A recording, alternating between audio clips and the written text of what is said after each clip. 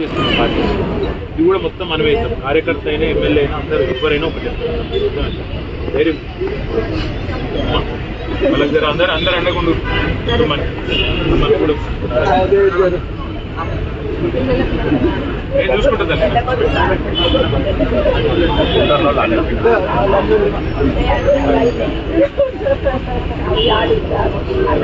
అందరి టైం ధైర్యం కుటుంబానికి అండకుండా కుటుంబానికి ధైర్యం చెప్పుకుంటే అండకుండా రెండు జాగాలలో చీటింగ్ చేశారు. ఈ మధ్యాహ్న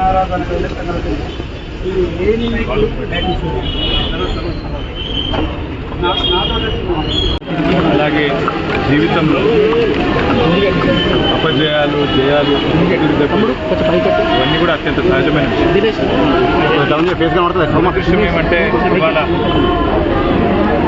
బీఆర్ఎస్ పార్టీలో ఒక ముఖ్యమైన కుటుంబ సభ్యుడు మా సోదరుడు సిరిసిల్ల నియోజకవర్గంలో మొదటి నుంచి కూడా నిబద్ధతతో పనిచేసిన సైనికుడు కుంటయ్య గారు మరి మొన్న నాకు కష్టం వచ్చినప్పుడు నేను ఏసీబీ వాళ్ళు నన్ను విచారిస్తున్నప్పుడు నా కోసం హైదరాబాద్ దాకా వచ్చి సాయంత్రం దాకా అక్కడనే ఉండి నాకు ధైర్యం చెప్పి నీకేం కాదని చెప్పి మరి రాత్రి ఇక్కడికి వాపసు వచ్చి ఏమైందో తెలియదు రాత్రికి రాత్రే ఆత్మహత్య చేసుకున్నాడని తెలిస్తే ఒక్క నిమిషం మనసు కకావికలమైంది.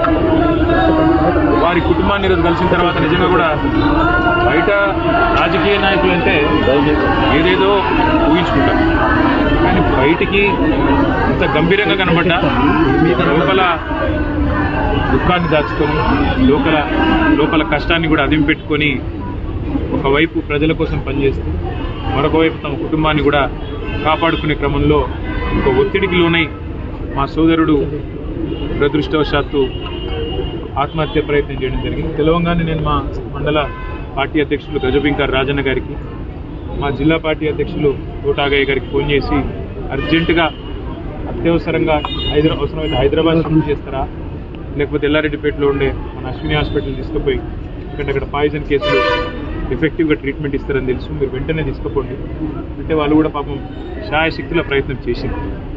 దురదృష్టవశాత్తు కిడ్నీలు ఫెయిల్ కావడం, దురదృష్టవశాత్తు కుంటయ్య గారిని కాపాడుకోలేకపోవడం జరిగింది.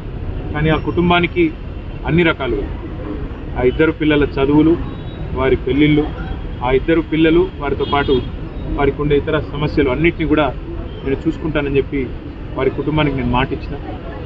ఒక ఎమ్మెల్యే గారు పోతే ఆ కుటుంబానికి ఎట్లా అండగా ఉన్నాము, ఈరోజు ఆ కుంటయ్య గారికి కూడా ఆ కుటుంబానికి కూడా అదే స్థాయిలో పూర్తి స్థాయిలో అండగా ఉంటాం. వారు మాకు ఇచ్చిన వారి సహచర్యం కానీ, వారు మాతో పాటు కలిసి గడిపిన సమయం కానీ, అదేవిధంగా వారు పార్టీకి చేసే సేవలు కానీ అవన్నీ దృష్టిలో పెట్టుకుని ఆ కుటుంబానికి మొత్తం బీఆర్ఎస్ పార్టీ జిల్లా నాయకత్వం మొత్తం అండగా ఉంటుంది.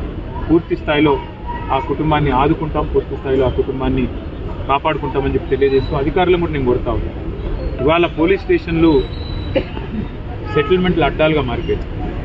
పోలీసులు అదేవిధంగా ఇతర అధికారులు ఒకటే పని పెట్టుకున్నారు, కాంగ్రెస్ నాయకులు ఏం చెప్తే అది చేయాలా అన్నట్టుగా విచ్చలవిడితనం ప్రదర్శిస్తూ ఉన్నాం. మంచిది కాదు. రాజకీయాల్లో గెలుస్తాము, ఓడుతాం. మేము కూడా 10 ఏళ్ళ అధికారంలో ఉన్నాం, కానీ గింత లేకి పనులు, గింత చిల్లర పనులు ఎన్నడూ కూడా చేయలేదు. ఇకనైనా ఇలాంటివి కాకుండా, ముఖ్యంగా ఎక్కడైనా కంప్లైంట్ వస్తే కుంటయ్య గారు కంప్లైంట్ చేసినారు, నాకు రావాల్సిన డబ్బులు ఇవ్వకుండా నన్ను సతాయిస్తున్నారు, ఉల్టా ఆయన మీద కేసు బనాయించారు. అంటే ఈ రకమైన వేధింపులు, ఈ రకమైన సివిల్ మ్యాటర్లో కూడా పోలీసులు దూరడము, సెటిల్మెంట్లకు ప్రయత్నం చేయడము, ఈ రకంగా అరాచకం చేయడము ఇది ఎంతమాత్రం మంచిది కాదు. నేను ఏ ఒక్కరి మీద నేను విమర్శ చేస్తలేను. ఇది ఈరోజు కుంటయ్య గారికి జరిగింది, రేపు ఇంకోరికి జరగవచ్చు. కాబట్టి ఇది మంచిది కాదు. దయచేసి కంట్రోల్ చేసే ప్రయత్నం చేయాలని చెప్పి కూడా నేను ఈ రాష్ట్ర ప్రభుత్వాన్ని కూడా కోరుతా ఉన్నా. కానీ ఆ కుటుంబానికి మాత్రం ఇవాళ ఇంతకంటే ఎక్కువ రాజకీయం నేను మాట్లాడను. ఆ కుటుంబానికి పూర్తి స్థాయిలో మేము అండగా ఉంటాం, ఆ కుటుంబాన్ని కాపాడుకుంటాం, ఆ కుటుంబానికి పూర్తిగా మరి మనోధైర్యాన్ని ఆ భగవంతుడు ఈ ఆపద సమయంలో ప్రసాదించాలని కోరుకుంటూ అన్ని కార్యక్రమాలు పూర్తయ్యేదాకా మా మొత్తం పార్టీ అంతా కూడా వారి వెంబడ ఉంటుంది. పెద్ద కర్మ జరిగేదాకా కూడా మొత్తం ఉండి మేమే చూసుకుంటామని చెప్పి కూడా తెలియజేస్తూ మరి వారి ఆత్మకు శాంతి చేకూరాలని మనస్ఫూర్తిగా భగవంతుని ప్రార్థిస్తాం. అప్పుడు ధ్రువపత్రాలతోటి ఖచ్చితంగా ఉండాల్సిందే. అవసరమైతే కోర్టుకు కూడా పోతాము, అవసరమైతే